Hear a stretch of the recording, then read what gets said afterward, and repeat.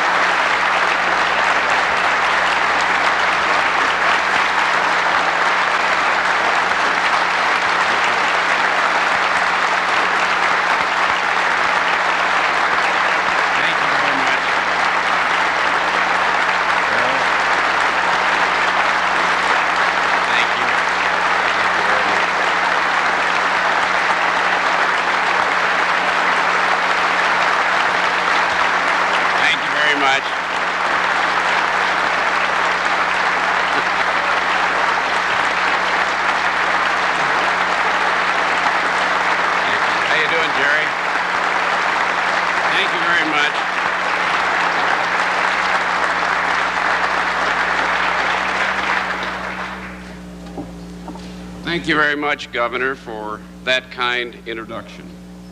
Mr. Speaker, Mr. Leader, members of the Congress, constitutional officers, members of the legislature, representatives of local governments, and friends, and I know I speak for everyone here when I say we are especially honored that Muriel Humphrey Brown would be with us today.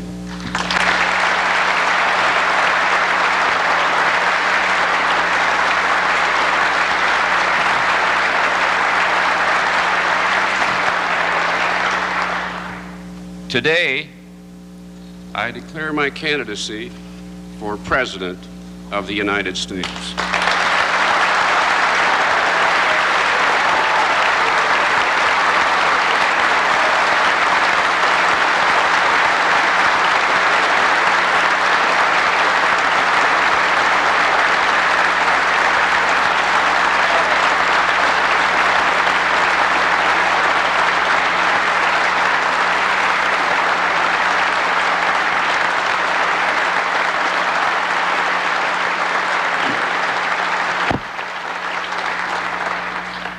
I do so with thanks to the people of Minnesota. Because of you, for 20 years, I've served in this Capitol, I've served in the United States Senate, and I served in the second highest office of the land. And today, I ask for your help again. In the small communities in southern Minnesota where I grew up, and I know you know them all, Salon, Heron Lake, and Elmore, we believed in some old American values that do not need any updating.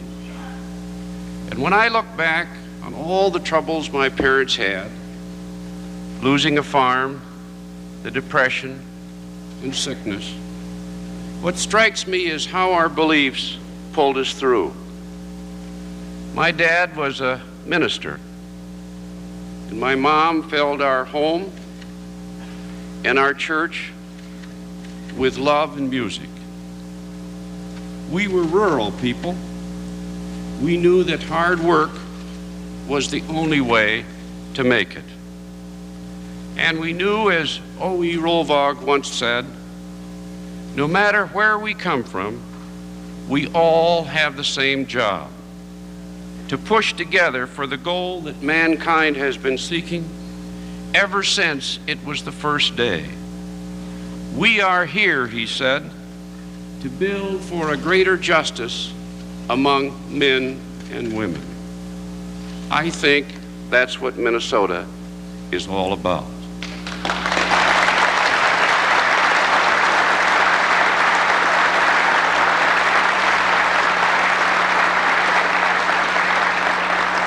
Our country, too, is built on community. We depend on each other. Children on parents, cities on farmers, civilians on soldiers, seniors on workers, citizens on public servants, the sick, the handicapped, and the unemployed on us all. With these values, we've accomplished miracles. Each new challenge, rebuilding Europe, conquering space, defeating hunger, we've met. But now, in our generation, we must meet our own challenges. Times have changed. A generation ago, this country stocked the shelves of the world. And today, it's hard to find a basic industry in shape for the future. Once we were building the most ambitious highway system on earth, and now our economy is dodging potholes. Once our scientists were sending us to the moon, now there are fewer physics teachers than school districts. Once this abundant country was nearly self-sufficient, now our energy supply depends too much on a foreign cartel. Once we were rich and our allies were poor. Now they are strong too, and to lead them, we must persuade them. Once the nuclear age was dominated by us. Now the arms race threatens the fate of the earth. We know we can't solve our own problems by repeating our parents' answers. As John Gardner once said, a nation is never finished. You can't build it and then leave it standing like the pharaohs did the pyramids. It has to be built and then rebuilt. It has to be recreated in each generation by believing, caring men and women. It is our turn now. If we don't believe or if we don't care, nothing can save the nation. But if we believe and if we care, nothing can stop us. Nothing will stop us because the future is made for America. Name an advantage that the future requires, and you'll see an asset that we already have. In the years ahead, everything will depend upon economic growth. Our jobs, our defense, our commitment to social justice. To get the economy growing again will take people, the skills, discovery, creativity, and the spirit of all Americans. We must become an America whose children master basic skills again, whose parents are partners with schools again, whose teachers are rewarded and raise standards again, whose students get the financial aid they need again, whose graduates have the tools for a lifetime of learning, whose employers invest in a lifetime of training, and whose educators steer this generation toward excellence. We must become an America where students speak the language of science, where engineers invent the future, where the arts and the humanities enrich our spirit, where libraries and laboratories are the best in the world, and where scientists train the next generation of genius. We must have an America whose schools teach the languages of the globe, whose colleges teach the cultures of the world, whose diplomats speak the languages of their hosts, whose exporters speak the languages of their markets, and whose fluency launches a new generation of genius. Next, the future will require international competitiveness. And the heart of competitiveness must be a strong new national policy to strengthen entrepreneurship, small business, and free enterprise. We must have an America where entrepreneurs have the capital to get going. Investors have the risk takers to back them. Businesses have the talent to staff them. Products have the foreign markets they need. And capitalists create a new generation of jobs. I offer a presidency that promotes exports aggressively, tears down the barriers to the sale of our services, and insists that our trading partners open their markets as wide to us as we open ours to them.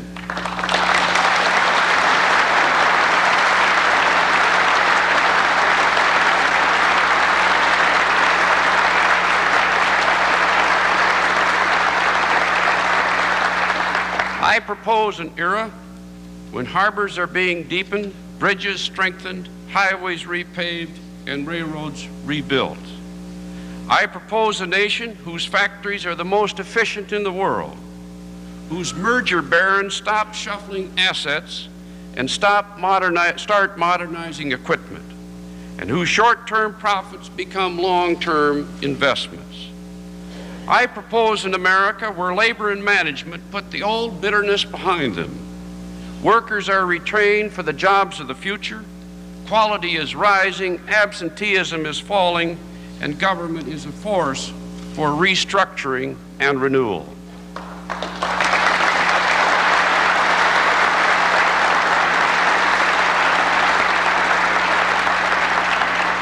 Next, I seek the presidency to restore our global leadership. Our president must understand and bolster all of our real advantages: military effectiveness, economic strength, energy independence, moral authority, alliances that no enemy can weaken, and defenses that no nation dare challenge. We must be an America whose social justice at home attracts friendship abroad, and whose voice condemns repression from the camps of the Russian gulags to the jails of the Latin generals.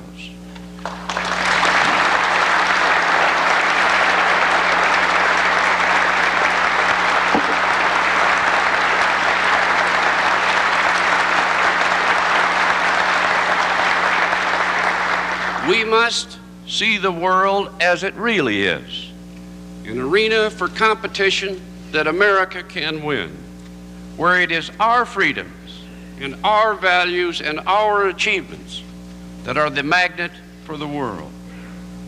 Finally, I enter this race not just to seek a victory, but to point toward sanity. Our determination to reduce the nuclear arms race must be unquestioned.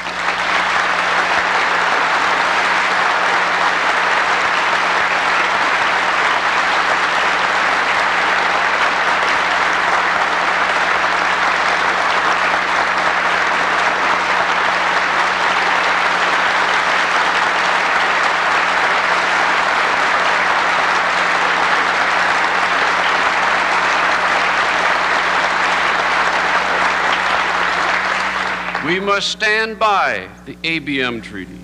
We must resubmit the SALT Treaty.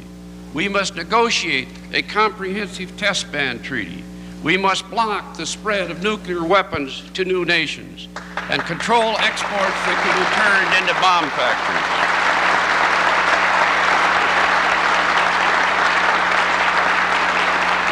We must have a president who masters the arms control process, does the hard bargaining with the Soviets, negotiates a mutual and verifiable nuclear freeze, and at long last reverses this mindless, wasteful madness.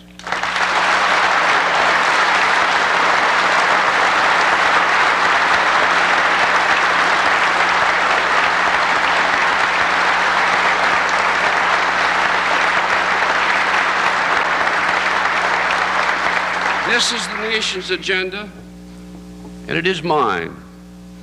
I ask for your mandate to seize what can only be called the American advantage, to invest again in our values, our talent, our competitiveness, our strength, and our survival. No president can do this alone, and so I ask for something more. I ask for the American people to give their best. I call for stronger families. There isn't a single problem that can be solved without the values we learn at home: to work hard, tell the truth, to obey the law, and to cherish our faith. I call for tougher discipline. You can't become a biochemist by osmosis. It takes excellence. You can't deter crime by ignoring it. It takes punishment. I call for cooperation. Everyone must contribute. All must sacrifice. I call for realism. There is a long haul ahead. Politicians must stop peddling quick fixes. And all of us remember that education, training, research, enterprise, all of these things take time. But we can do it, and I know we will. But when people do their best, their effort must be rewarded. Today, that bargain is not being honored enough.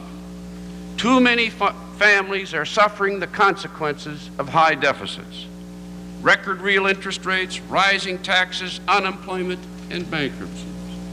And all across the nation, our state and local governments are being cruelly forced to raise taxes and slash services, weakening our federal system. We must have an America where working people don't have to pay more so the privileged can pay less. I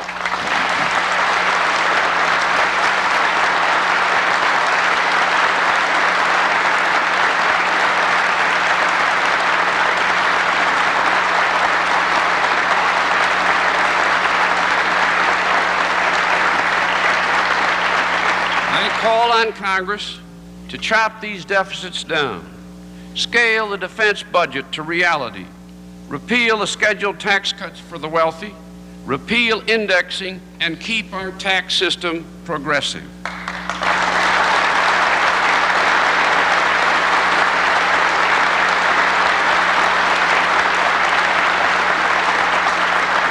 Too many people are losing their trust in government. They expect their president to faithfully execute the laws of the land.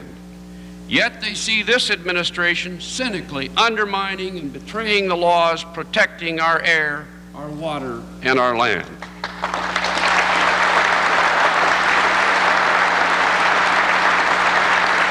To earn public trust, our government must be on the side of the vulnerable. We must continue the longer American march to broaden liberties. Before this decade is over, I want a president to go to the inauguration and swear to preserve, protect, and defend a Constitution that contains the Equal Rights Amendment.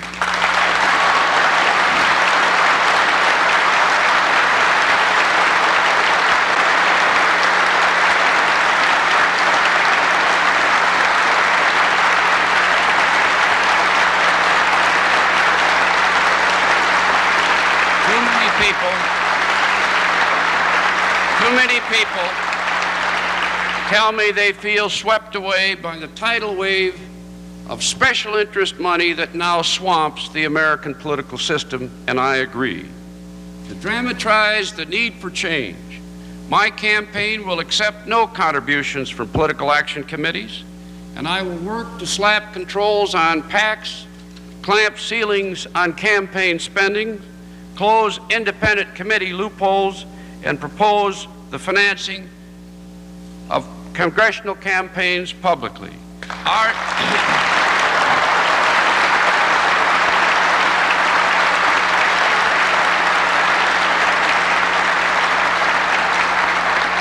Ours must be a government of the people, by the people, and for the people. And I think it's time to say that the government of the United States is not up for sale, and we want it back.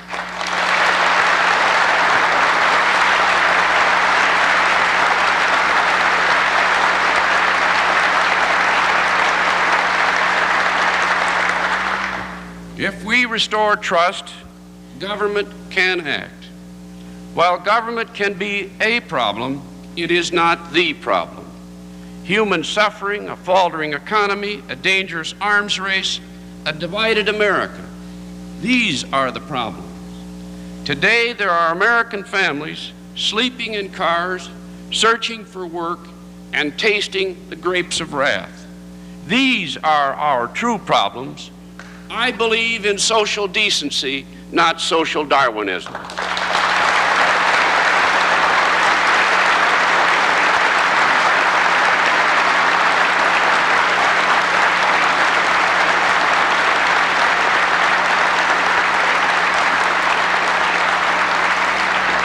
What I'm saying is this: if we are to pursue the goals that strengthen our nation, we must have a strong, effective, caring government worthy of public trust. I do not begin this journey alone today.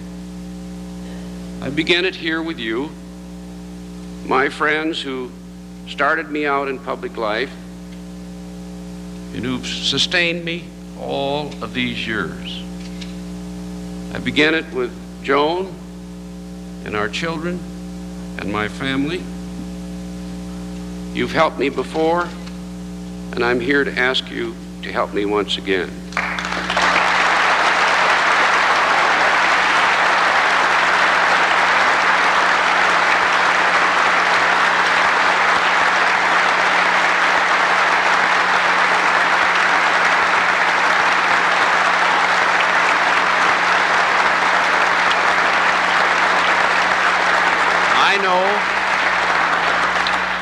I know we're going to win because we have a plan for the future, and we have all that we need to renew this nation.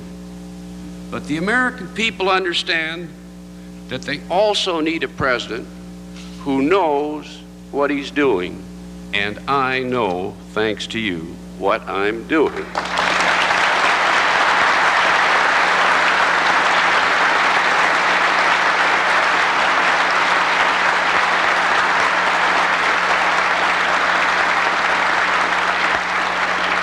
Thanks to you, I served as Attorney General, or Attorney General, as they're known here in Minnesota, for 4 years in this building.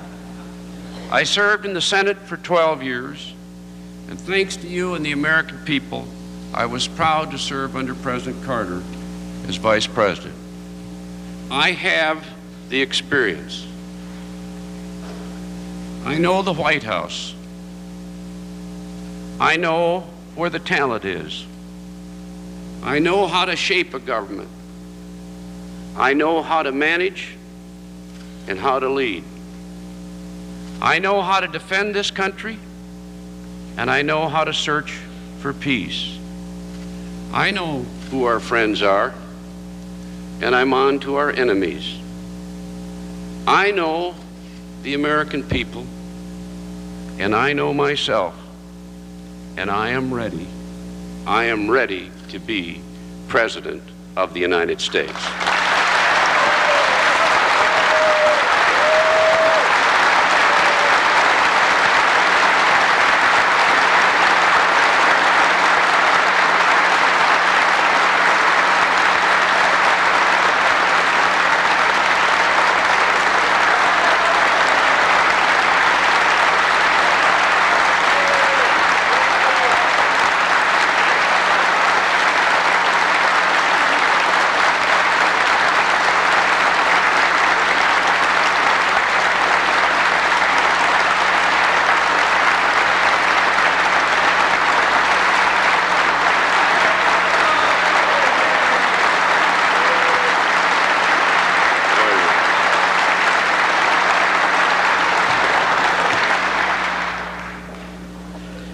I am ready, and so are the American people. I have traveled this nation, I believe, more than any living American. And I know what the people want. They want to get on with it. We've had Vietnam, it's over. We've had Watergate, it's behind us.